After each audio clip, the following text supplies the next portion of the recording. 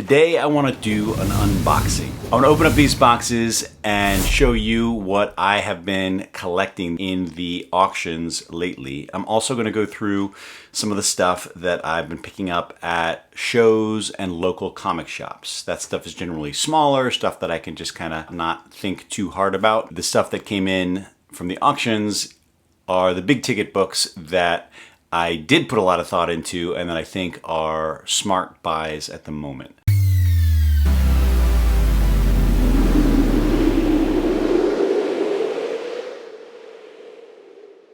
Now, I'm fairly sensitive about accumulating too many comics. Of course, when I was a kid, I had boxes and boxes of comics, and then those all got stolen when I was a teenager, and I started over in comics as an adult, and one of the good things about doing that was I was kind of liberated from having this massive collection of, X Factors and Fall of the Mutants and all these books that I didn't particularly cherish. I just bought them. I had a lot of books that I didn't particularly care about.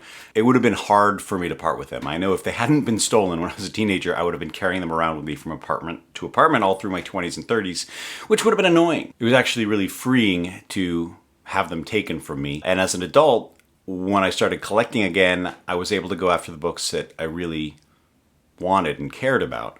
So I have a fairly small collection of, at one point I could safely say fewer than 100 comics. At this point, that is probably no longer the case. But a lot of the books that I have are books that I bought because I was pretty sure I could sell them for more than I was buying them for.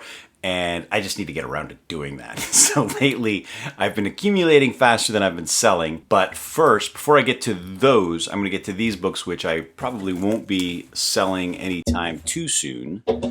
This first box is from Comic Link. And what I did with Comic Link, I have a little bit of regret about this purchase. I'll go into the auction weeks before it closes and just look through the books. And I will place maybe a dozen or so bids on books, but they are really super low bids, like maybe 50 or 60% of what the book is worth. They're books I'd like to have, but I'm not going to chase after. And I will not go back to the auction, not monitor it, not put in last second counter bids. I'll just let it happen. And I did that with this auction, and usually within a couple days, all those bids that I put in are outbid. But one did not get outbid, and I ended up buying it. Now that's annoying because I don't like buying one book in an auction. Once I get one, I'm probably going to get a couple others because I have to deal with making the wire transfer, and I have to deal with shipping and all of that rigmarole. So I don't really want to go through that for one book. So here it is, and let's take a look at it. I'll also tell you right now, this is a book that I already own more than one copy of. I just did a video where I highlighted this book, Fantastic Four Annual 2. This one is in 7.5 condition, and I'll tell you the page quality, it's off-white to white. I will put this one up on the screen so you can see it in detail. Tell me what you think of it and what you think of the grade. The book that I showed in my Dr. Doom video was this copy, Fantastic Four Annual 2 in 5.5 condition. The big reason for the 5.5 is it has the number 16 written near the center of the page. But this one does not have that 16.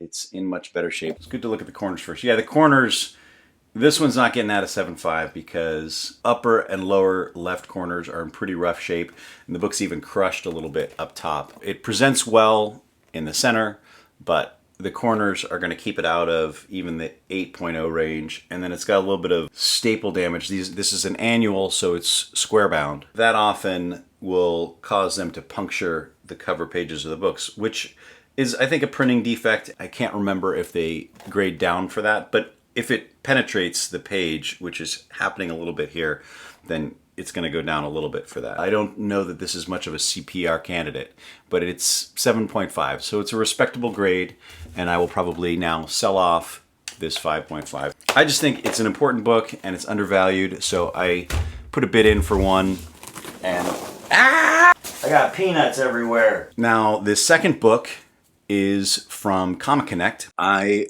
put a couple bids in on the Comic Connect True North Collection auction, and the True North Collection was really fun. This guy in Toronto, he went with his family to see Iron Man. And afterwards, he made the very prescient decision that this whole Marvel thing was going to take off. And he thought this next chunk of time is going to be a great time for investing in these Marvel Silver Age keys. So he got a guy to build him a case that held 100 comics. And he went about over the following years buying all 100 first appearances on his list. It was mostly Marvel's, I think some DC. So he had the first Spider-Man, the first Captain America, the first Iron Man, the first everybody. And when he finished, he said, all right, I'm done. And he sold them off in the True North auction earlier this year. All right, we got 2 books here. Did I buy 3 books? Oh, I bought 3 books. Yeah, that's right. I bought 3. Okay, so this one is first appearance. This is X Men 129, the first appearance of Kitty Pryde in a really high grade, 9.6. I don't usually bid on books above 9.2, really. But with these early Claremont X-Men, they're fairly high population in very high grade, and you can get them for not too much. In addition to just being at the best time for the X-Men series, it introduced a major new character who sort of became the point of view for the X-Men. I think that was the idea. She was a 13-year-old girl who's thrown in with these superheroes. We got to see the X-Men from the perspective of a teenage girl who was similar in a lot of ways to the reader. So, first appearance of Kitty Pryde in 9.6. Considering how much speculation there is on this book right now, I know it's been going up because there is suspicion that she is going to show up in whatever the next incarnation of the X-Men is when the MCU finally gets around to doing the X-Men.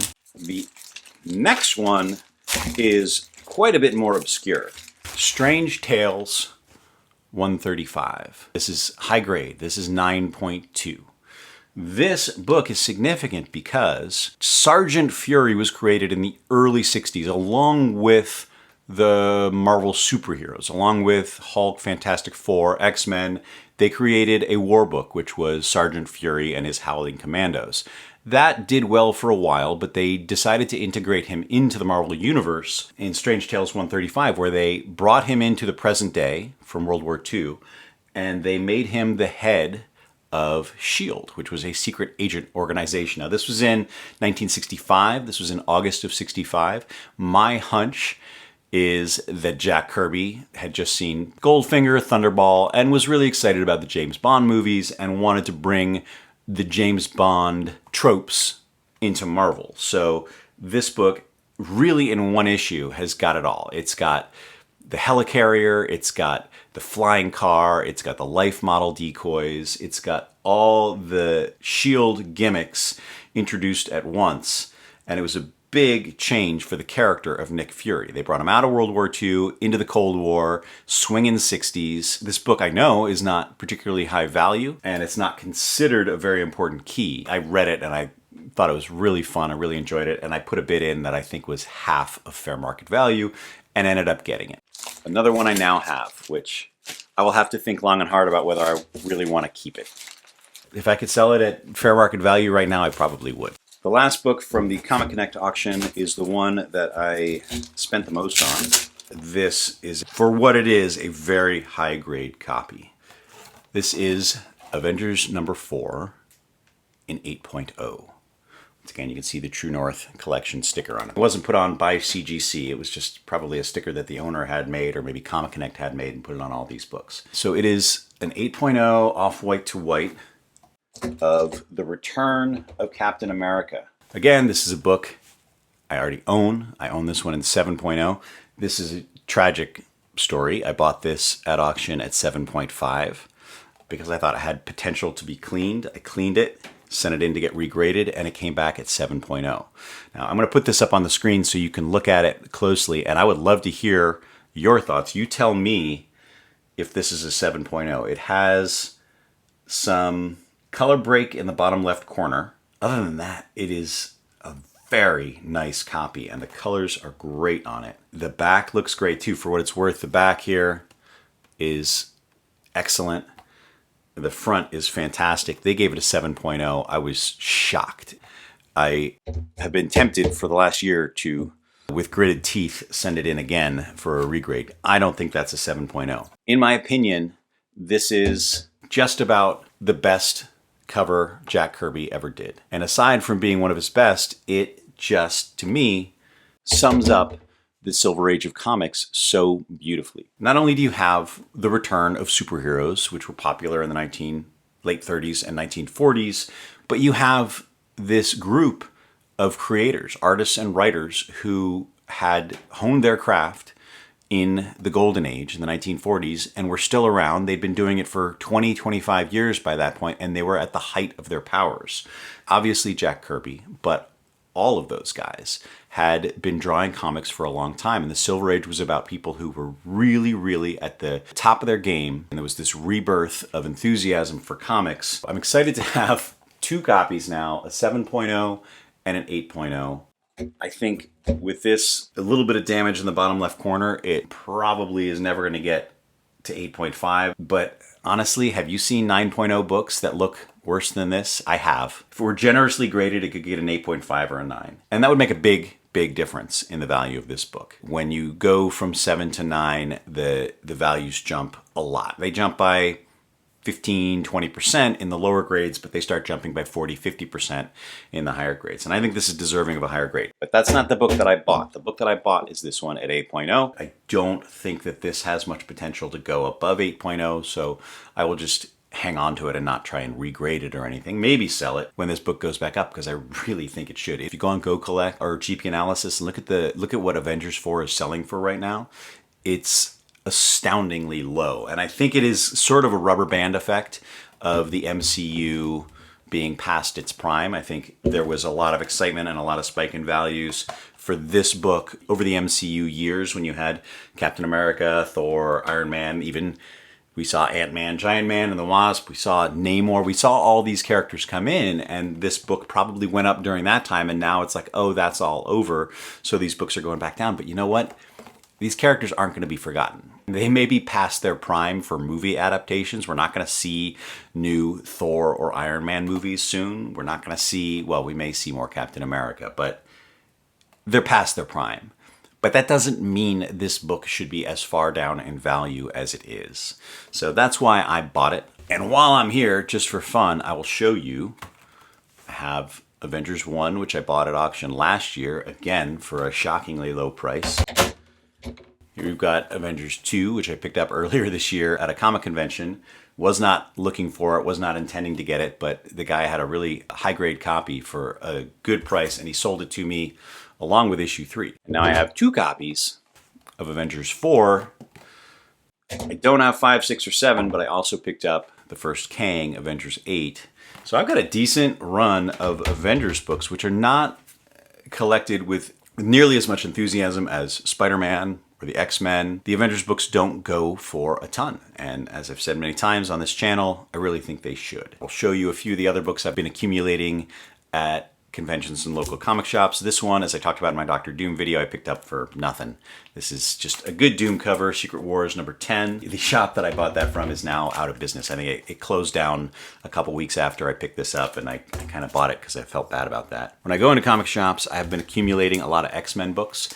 Early Claremont X-Men, which I hold in high regard and consider to be classic books, you can still get them for very little money. They're important books, but they're high population and they're not worth a lot. And I like having them. So I got this one, 139. Reasonable chance of coming in at 9.8. I'd see, at a glance, I don't see anything that would take it out of 9.8.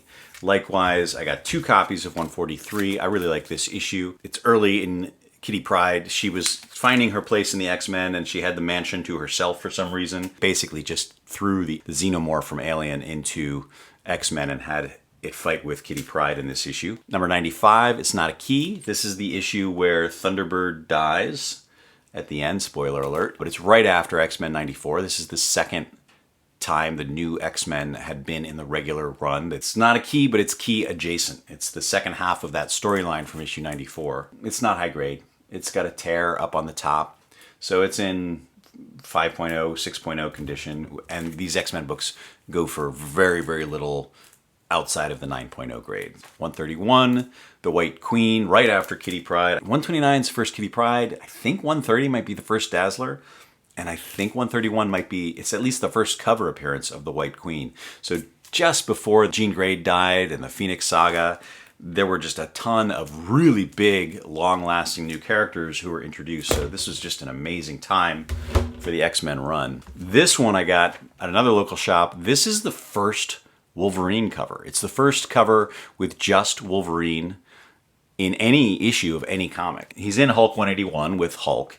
He's in Giant Size X-Men 1 with a whole bunch of people, and he was on most of the early X-Men covers. This was when Wolverine was becoming the breakout star character of the X-Men book, and this was the first time he was featured on the cover. And this one is definitely in the 9 range, maybe 9.6 or 9.8. I got this for, I think, $100, which at a local comic shop is pretty good. If they got a book underpriced, I'm going to buy it, but I don't negotiate hard in comic shops because I know they have a lot of overhead and it's hard staying in business. At the same shop, I picked this one up. I saw it on the wall. I couldn't believe it was on the wall, and I couldn't believe it was priced at what it was priced at. Spider-Man number 8. I mean, it's missing a chunk down here, so this is under 3.0. It's probably a 1.8 or a 1.5. Maybe in the 2 range, but it's Spider-Man number 8, and it had a price tag on it that was $120. I said, is that really $120? And they looked at it, and I could see the look in their eyes. You know, $120 is $120. It's not nothing, but this is one of the first 10 issues of Spider-Man. I had this as a kid. I had my first terrible comic book disaster with this book where I got a piece of tape on the cover when I was taking the bag off, and it took some of the cover off, and I think I was probably in tears. I was 8 or 9 years old. Devastated by it. I still remember it. I've talked about it before on this channel. So for nostalgic reasons, I picked up Spider-Man number 8 for $120. I won't get this graded because I know what it is. It's going to come in very low. And I know even I can sell it without even grading it, probably on eBay for at least that right now. Pretty sure. I picked up Incredible Hulk 105. I think this is Mary Severin, who was drawing the covers at that time. This is one of the best Hulk covers ever. And I bought it as part of this collection. This guy sold his collection to a local comic shop owner and moved to Costa Rica to retire. And I got in there first and I bought a bunch of his books. And I picked up 2 copies of 62. This is the lower grade one, and the higher grade one is here. This is the higher grade one. That was $30. This was $65. So I think this has a good chance of grading well, and I know I can sell it. There's a huge appetite for Spider-Man comics, and you can always sell them. I got 2 copies of 67 as well. I really like this cover. I'm going to probably keep one of these because this is one of my favorite ASM covers, and I don't think I have it other than these 2. This is the lower grade one, and this is the higher grade of 67. Second part of a Mysterio storyline. This is the first part of it, 66 right here. So I got 66 and 67, both Mysterio covers. I already have 66 in as high a grade as I would ever want it. I have this 9.6 copy. So I definitely just picked up this lower grade issue 66 to flip. Issue 64, I have a ton of issue 64s. I have far too many. This one's mid-grade. It's 5.0 to 7.0. There's not much I can do to get it higher. But again, I have a 9.2 of this issue. So that one I will just sell, and I will get probably about what I paid for it. We have 57. This one I got in Arizona at a shop for $80. This one looks high grade to me. This one looks like it's in the 9.0 range, so I'm going to sell it for more than $80. Again, issue 62 with Medusa. I got these together, 80 and 150, but when you go to a shop, they'll usually give you a deal. So I think it was 200 for the 2 of these. But this cover's really, really good. In the 9.0 range, I think, almost for sure. So I'll clean those up, get them graded before CGC raises their prices. I got to get those in the next week or 2. I showed this one during the auction videos. Issue 55, one of my favorite Romita covers with Doc Ock. I've got a 9.0 of this book. This one, I think, has the potential to top the grade of this 9.0. If it does, I will keep the higher one. If it doesn't, I will sell this one off. Another Spider-Man 64. This one really high grade. I think it's in the 9.0 range. I think I ended up paying probably $100 for it. And if this gets in the 9.0 range, I will sell it for a couple hundred. I don't need to make a lot of money. I just don't want to lose money on it. And this is a gorgeous issue 45. I bought these 3 together from the same dealer, and I think this one's likely to get the highest grade. It's a really good copy, and I don't own a 45, so I might hang on to that one. I'm not sure. And then this one I got, for nostalgic reasons, Secret Wars #1. I know Secret Wars is coming out. It's a spec book, but it's not just a spec book. It's a nostalgia book, and it's a cheap book. It didn't cost a lot. And when I opened it up, I discovered that it's a misprint. It's got the blue Galactus. There's 1 or 2 pages in there that Galactus did not have his purple and blue suit. For some reason, it was blue and white. Some sort of misprinting error. That doesn't make it worth anything more. It just is what it is. Sometimes misprints will go for more. Sometimes they don't. And this one I picked up, again, at a local comic shop. It's an EC. I haven't bought an EC in a while. They're hard to find. But this is one of the great weird fantasy covers. It's an Al Feldstein. What we have here is, after man had completely destroyed himself with a devastating atom bomb, the robots he had created, unharmed by lethal radiations, built a new race, one of metal, not of flesh. They're all robots because the humans have died out. That seems to be where we are headed. And last thing, I got a bunch of Uncle Scrooges. Love Uncle Scrooge. My kids love Uncle Scrooge. The early Uncle Scrooges are actually from the 4-color series. What's considered Uncle Scrooge 1, Uncle Scrooge 2 are 4-color, but they gave him his own spin-off series in the 1950s, I think. It's Carl Barks. These are in really, really good condition. These books go for very, very little money. I think I bought these for $20. Some of them for $20, some of them for $50. They go for very little money. You rarely see them in grades like this. There just aren't a lot of people collecting Uncle Scrooge. All right, that's everything I got. And I will figure out what to do with all these, which ones to grade, which ones to just sell right away, and which ones I'm going to hang on to. It is definitely time to start thinning the herd a bit. I got to get rid of some of these books. I got too many. Time to do some selling. That's all for now. Thanks for watching.